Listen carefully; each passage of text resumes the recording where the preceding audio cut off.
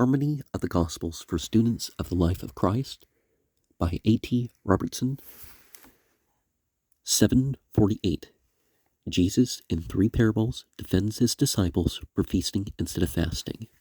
Well, he was a Hanif, as the Arabs would call it, so he went straight to the revelation and inspiration to guide him, as it says elsewhere.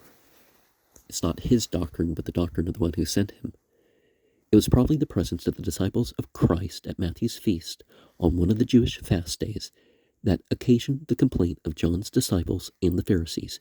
It is sad to see disciples of John aligned with the Pharisees against Jesus. They were Jewish fast days.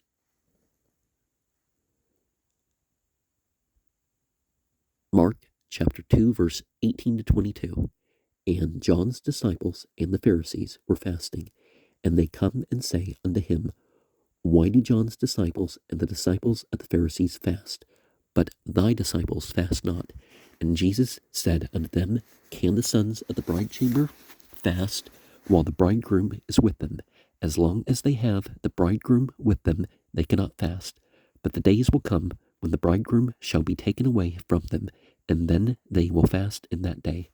No man seweth a piece of undressed cloth on an old garment, else that which should fill it up taketh from it the new from the old, and a worse rent is made. And no man putteth new wine into old wineskins, that is, skins used as bottles, else the wine will burst the skins, and the wine perisheth, and the skins, but they put new wine into fresh wineskins. Mark chapter 9, verse 14 to 17. Then come to him the disciples of John, saying, Why do we and the Pharisees fast? Oft.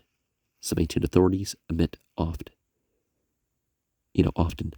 But thy disciples fast not. And Jesus said unto them, Can the sons of the bride chamber mourn as long as the bridegroom is with them?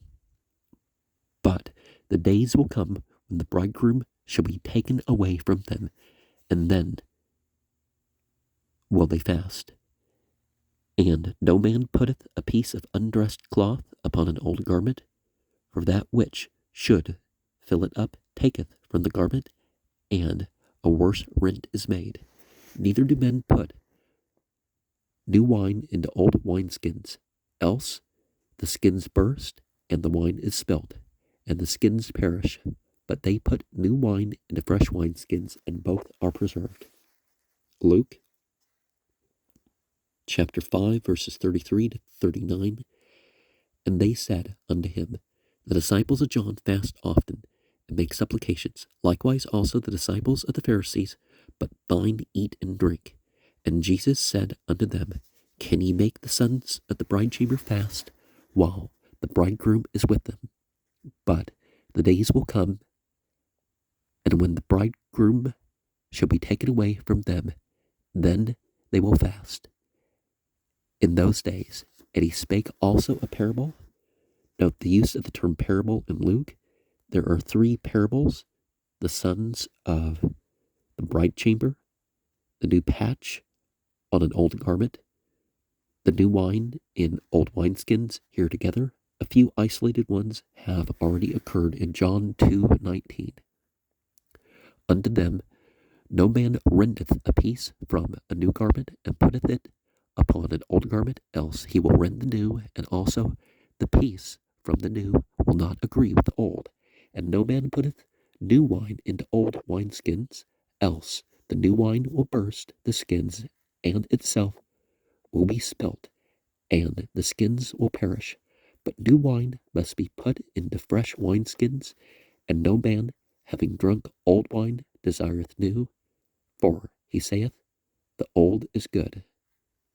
Many ancient authorities read better. And remember, the first gospel that was included, the one of John, was rewritten from a text about Bacchus, which is sort of a false god of wine, as they would call it. In sections 49 to 51, we see the Pharisees attacking Jesus both in Jerusalem and in Galilee with great hostility and with the purpose of killing him because of violation of the Pharisaic regulations about the Sabbath. Jesus defends himself and his disciples by various arguments and personal claims.